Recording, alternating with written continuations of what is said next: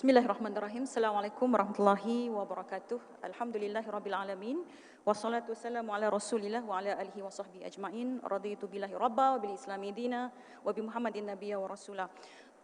Saudara dan saudara sekalian, saya telah siapkan slide sebenarnya, tetapi selepas mendengar rakan-rakan membentangkan masing-masing hujah masing-masing, saya ingat slide saya ini akan saya pergi sekali lalu saja. Pertamanya saya ingin mengucapkan terima kasih kepada penganjur. Yang kedua, terima kasih kepada peneraju, tak cukup dengar. Peneraju majlis pada petang ini, Puan Sakinah, guru kosmopolitan saya, Datuk Profesor Dr. Zaliha Kamarudin, rakan kosmopolitan saya, Prof. Kamarul Azizi. Penting untuk saya sebut dan kenapa kami cukup dia rasa bersemangat bila sebut Pulau Pinang ni, sebab Pulau Pinang memang kosmopolitan, tuan-tuan dan puan. Boleh kita dengar tepukan daripada Pulau Pinang? Baik. Dan seterusnya, saya juga baru jejak rakan kosmopolitan saya, rakan sekuliah Dr. Sonia Zulhuda yang merupakan senior saya. Barangkali ketika itu beliau belum cukup kosmopolitan, dan saya juga belum cukup kosmopolitan ketika itu, dan hari ini kita berjumpa untuk bercakap tentang kosmopolitan. Tuan-tuan dan puan, saya nak pergi pada slide terakhir kerana Prof. Kamarul Azizi terus sebut bahawa saya perlu jawab. Jadi jawapannya adalah pada slide terakhir. Jadi saya minta urus dia untuk pergi terus kepada slide terakhir. Baik, saya nak kongsikan pada petang ini, tuan-tuan dan puan, adalah berkaitan dengan apakah rangka polisi atau rangka kerja kita selepas kita faham isu kosmopolitan ini, dan adakah kita nak define diri kita sebagai Muslim kosmopolitan ini, dan inilah rangka kerjanya: sustainable, care and compassion, respect, innovation, prosperity dan trust. Saya minta maaf sebab bos saya belum translate pada bahasa Melayu. Bos saya yang rasmikan bagi tadi. Ya, dia belum translate dalam bahasa Melayu, jadi saya akan ambil masa untuk terangkan pada tuan-tuan dan puan kenapa rangka ini sangat penting untuk rangka kita bekerja dalam satu konteks Muslim kosmopolitan dan juga Malaysia sebagai tumpuan kosmopolitan. Tuan-tuan dan puan, rangka kosmopolitan ini harus bermula dengan kemampanan. Ya, kalau tidak ada kemampanan ini, dia sangat sukar. Sebab itulah kemampanan ini adalah konteksnya adalah dalam yang kalau boleh saya petik, to meet the needs of the present without compromising the ability of future generations to meet their own needs. Ya? Untuk memenuhi keperluan semasa tanpa kita kompromi kebolehupayaan generasi akan datang untuk mengemudi keperluan mereka. Dan kemampanan ini, tuan-tuan dan puan, ia harus bukan sahaja bersifat ekologi. Ya, bila kemampanan ini kadang-kadang orang salah faham, dia hanya melihat kepada isu ekologi lah, ya, environment dan sebagainya. Tetapi juga kita kena bercakap isu kemampanan ini dalam konteks ekonomi, polisi ekonomi, dan juga agenda-agenda sustainability yang lain. Saya suka untuk sebut, ya, apabila kami mula menerajui climate change policy di Parlimen, ya, ini polisi yang sangat penting. Ya, jadi soal kita sebut kemampanan ni bercakap tentang climate change ini, ketika ini ada dua dimensi yang sangat penting. Ya, pertama adalah climate emergency dan yang kedua adalah dimensi gender dalam konteks climate change ini. Ya, saya perlu sebut 3 negeri akan di bawah pimpinan Pakatan Harapan akan melaksanakan climate emergency ini dengan segera, memandangkan keadaan cuaca dan Malaysia ini, dan terasnya adalah kepada teras sustainability. Manakala dalam konteks dimensi gender ini sangat penting kerana Helwa satu-satunya NGO wanita yang Islam yang ada tumpuan kepada isu psikososial. Jadi sangat penting ketika ini dua dimensi dalam isu climate change ini diberikan tumpuan.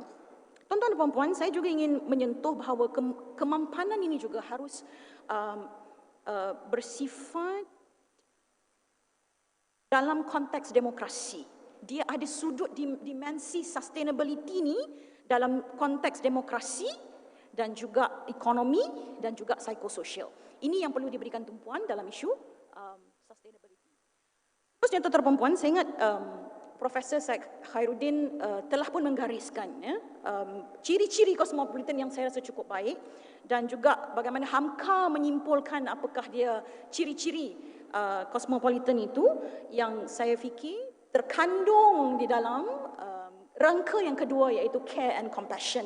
Ya. Saya lihat tadi dan cukup terpesona dengan presentation daripada rakan Cosmopolitan kita daripada Muhammadiyah tadi, menunjukkan betapa care and compassion ini adalah kunci kepada yang kita sebut sebagai untuk merasai keperitan dan kepedihan mereka yang terpinggir dan golongan rentan. Saya nak share beberapa pengalaman tuan-tuan perempuan.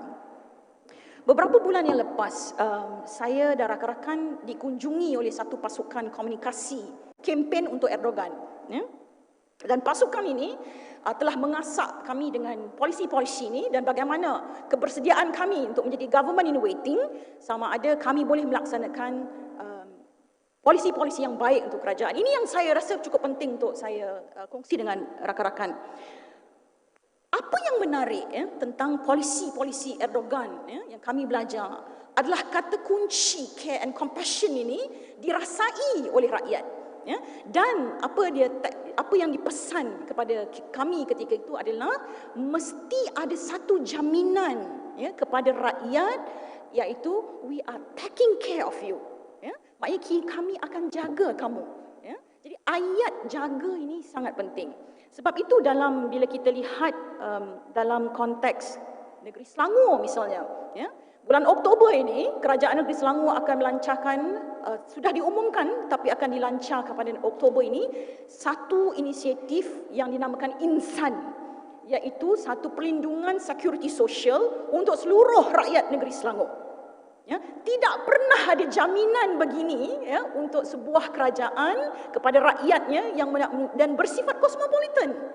Ia melindungi semua rakyat negeri Selangor, merentas bangsa dan agama. Dan ini polisi-polisi care and compassion ini mestilah di bawah jajaran-jajaran yang mesti menunjukkan bahawa kita betul-betul menjaga rakyat kita. Tuan-tuan dan puan, dalam konteks misalnya saya ingin sebut juga bagaimana keadaan kita lihat beberapa pendekatan-pendekatan tentang polisi care and compassion ini didukung oleh Profesor Unggu Aziz misalnya ketika beliau melancarkan dan menerajui indeks sarung untuk mengukur kemiskinan rakyat ketika itu. Dan hari ini kita telah pun melihat satu lagi dimensi pengukuran kemiskinan itu melalui kajian kemiskinan multidimensi di Permatang PAUP. Tuan-tuan dan perempuan, saya nak beritahu tuan-tuan dan perempuan bahawa kalau kita ada pemimpin-pemimpin yang kuat bercakap tentang kemiskinan, tentang care dan compassion ini adalah ruang yang cukup baik untuk membuat polisi-polisi yang lebih baik berkaitan dengan pelindungan kepada rakyat. Tuan-tuan dan perempuan, seterusnya adalah respect, SCR. Respect ini tuan-tuan dan perempuan, saudara saya tadi sebentar tadi, Dr. Sony telah di akhir itu beliau sebut sedikit tentang universal values, yang kita tidak perlu takut dengan universal values ini kerana ini adalah ciri-ciri juga cosmopolitan, Muslim cosmopolitan yang reseptif terhadap universal values ini. Jadi ini sangat penting yang telah diperincikan oleh Dr. Syed Khairuddin, dan saya ingat dalam kita bercakap tentang respect ini, dia banyak segmen yang harus kita lalui. Respect dalam community, respect dalam keluarga, respect dalam digital media untuk bercakap tentang digital truth, kebenaran digital ini. Respect kepada digital truth ini juga sangat penting, dan juga respect kepada demokrasi, bukan sahaja kepada sistem tetapi juga kepada apparatus, ataupun yang kita panggil sebagai perkakas-perkakas demokrasi dan juga machinery demokrasi ini. Ini sangat penting kerana engagement dengan tuan-tuan dan puan-puan dalam konteks civil society, dalam masyarakat madani ini akan menjadi diskusi yang reasonable, dan juga kita akan melihat betapa perbezaan pendapat itu akan diuruskan dengan lebih baik. Tuan-tuan dan puan-puan, selepas itu kita akan lihat juga SCRI, inovasi. Saya ingat masyarakat berorientasikan inovasi ini adalah sangat penting, kerana generasi, generasi baru ataupun generasi masa hadapan Malaysia ini akan merasa lebih bersedia, bermotivasi untuk bercakap tentang the major challenges yang kita sebut sebagai bila berdepan dengan isu-isu cosmopolitan dan juga post-normal ini.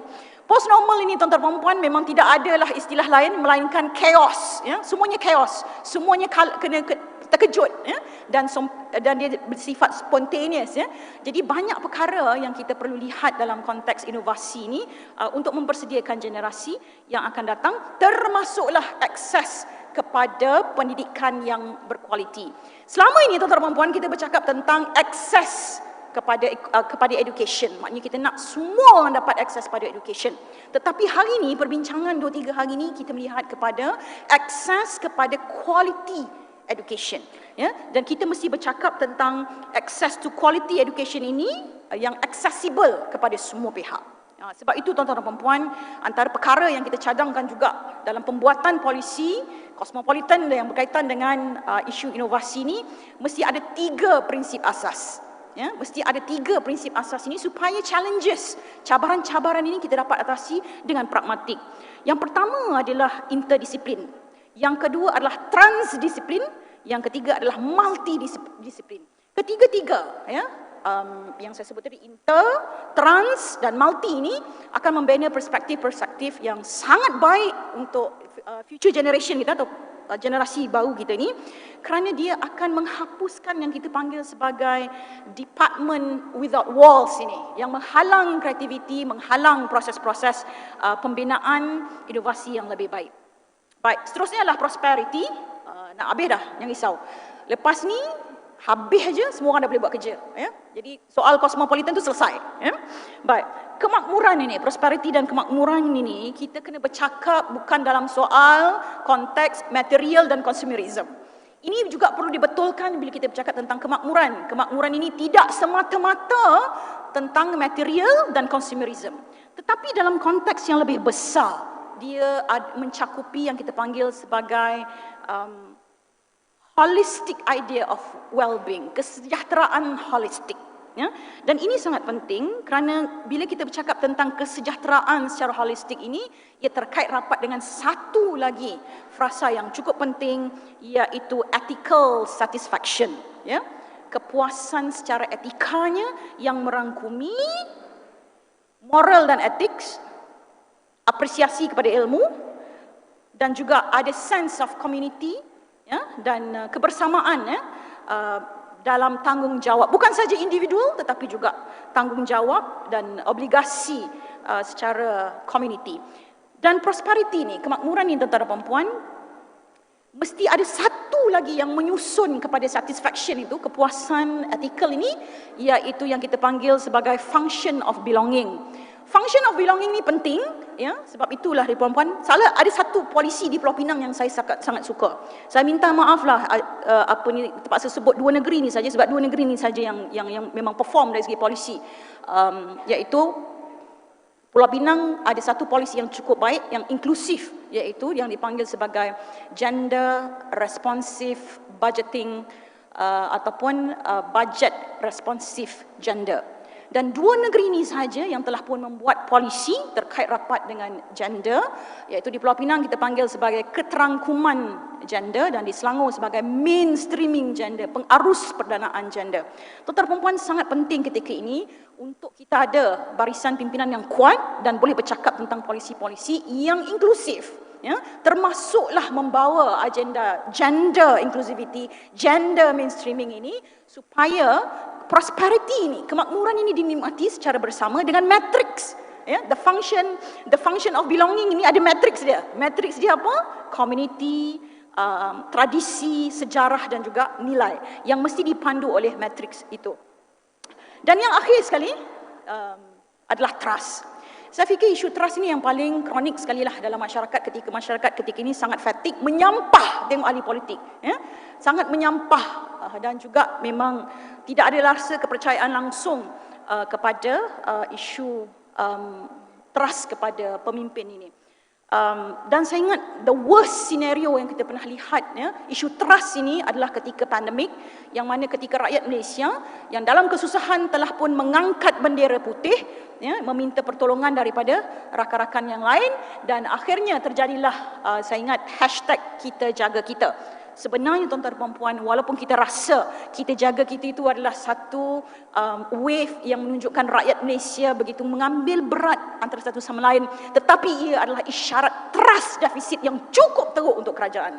Ya, ketika ini juga trust defisit telah berlaku dalam kementerian misalnya, ya, Kementerian Wanita misalnya, apabila video yang begitu tidak bertanggungjawab, ya, diviralkan dan dipertahankan, ya, dan itu adalah satu trust defisit yang cukup ketara dan tidak bertanggungjawab dalam konteks untuk meraih balik kepercayaan rakyat kepada fungsi dan peranan kementerian ini. Tuan-tuan dan puan, kita juga lihat bahawa isu trust ini dia bukan inherent culture, ya, dia bukan inherent culture dalam masyarakat kita, tetapi dia telah menjadi satu kebimbangan. Akibat pertama adalah kerana failure of policies, kegagalan polisi. Yang kedua adalah berlakunya kepincangan dalam sistem pendidikan dan juga manipulasi oleh ahli politik yang opportunistik. Ya. Jadi semua ini mengakibatkan proses trust deficit ini menjadi langsung cepat, ya, dan sangat membimbangkan. Kalau kita lihat tuan-tuan dan puan-puan dalam recent survey data, ya, the government and the cabinet ministers, ya, adalah yang dari segi puratannya adalah yang paling tidak dipercayai oleh segmen dalam masyarakat Malaysia, dan ini menyebabkan saudara-saudara sekalian, kita perlu bekerja keras untuk memastikan bahawa fungsi defisit trust ini dikurangkan dan untuk menjamin lebih baik dari segi keyakinan, mengembalikan keyakinan rakyat kepada kita. Saya ingat selesai dalam konteks rangka skrip itu tadi, yang saya harap ini pula boleh didokong oleh tuan-tuan dan puan-puan. Selepas ini semua rangka-rangka, ya, rangka-rangka government in waiting akan berteraskan kepada skrip. Ini bukan cerita pembangkang, ni cerita government in waiting, tuan-tuan dan puan-puan. Jadi kena bagi tumpuan serius sikit lah, ya. Jadi kita bercakap tentang bagaimana government in waiting ini akan membuat rangka polisi kosmopolitan berdasarkan rangka skrip ini. Sebab itu tuan-tuan dan puan, sebagai mengakhiri sesi pada petang ini, saya ingin petik apabila Nehru, ya, dia menggagaskan perjalanan India selepas kemerdekaan.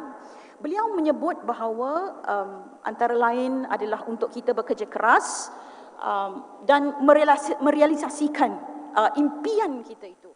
Dan impian itu tuan-tuan dan puan adalah impian yang kami lengkapkan dalam skrip ini untuk dipersembahkan sebagai satu model kerangka polisi untuk bekerja ke arah Malaysia yang lebih baik. Sebab itu bila Nehru menyebut bahawa and so we have to labour and to work hard to give reality to our dreams, those dreams are for India but also for the world. Saya tukar sedikit tuan-tuan dan puan untuk mencapai, ya, nilai, values cosmopolitan dan juga menghadapi cabaran-cabaran post normal ini. So we have to labour and to work very hard to give reality to our dreams. Those dreams are for Malaysia, but they are also for the world. Thank you so much. Assalamualaikum warahmatullahi wabarakatuh.